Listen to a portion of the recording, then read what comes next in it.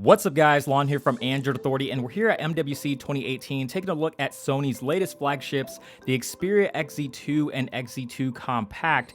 These are the successors to the XZ1 and XZ1 Compact and bring about some of the biggest changes we've seen from the company. Starting with the Xperia XZ2, it still has a lot of the core elements of a Sony design, but there's some pretty significant differences from previous Sony phones that make this feel refreshing and new.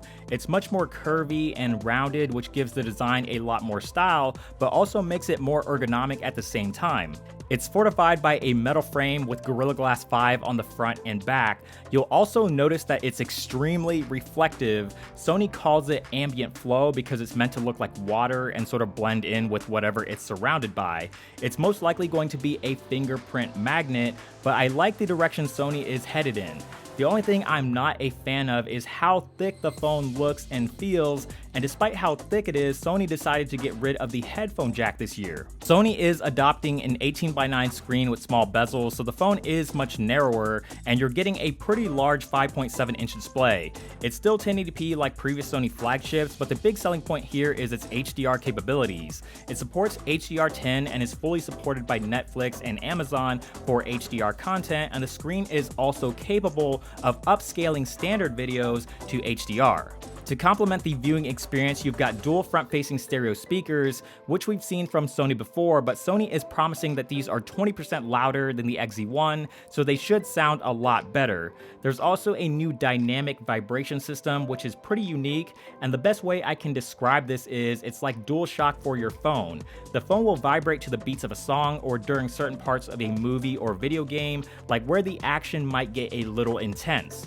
The fingerprint sensor will finally work now if you're in the US, and Sony has repositioned it to the back, and I'm usually a fan of rear-facing fingerprint sensors, but this one felt a little too low and not as comfortable as other phones with rear fingerprint sensors. As far as the rest of the hardware, the XZ2 is one of the first flagships of 2018 to rock the Snapdragon 845 processor along with 4GB of RAM. It also has a 3180 mAh battery inside with support for Qi wireless charging. On the backside is a 19 megapixel camera with all the same capabilities as the previous XZ1, like the 3D creator and 960 FPS super slow motion, but now you can record at 1080p, whereas before you were capped at 720.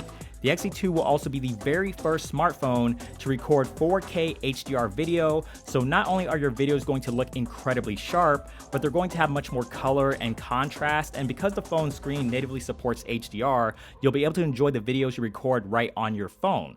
Software, of course, is Android Oreo out of the box, and there's no real surprises here. It's your typical stock-like Sony software that we've seen on many Sony devices in recent years.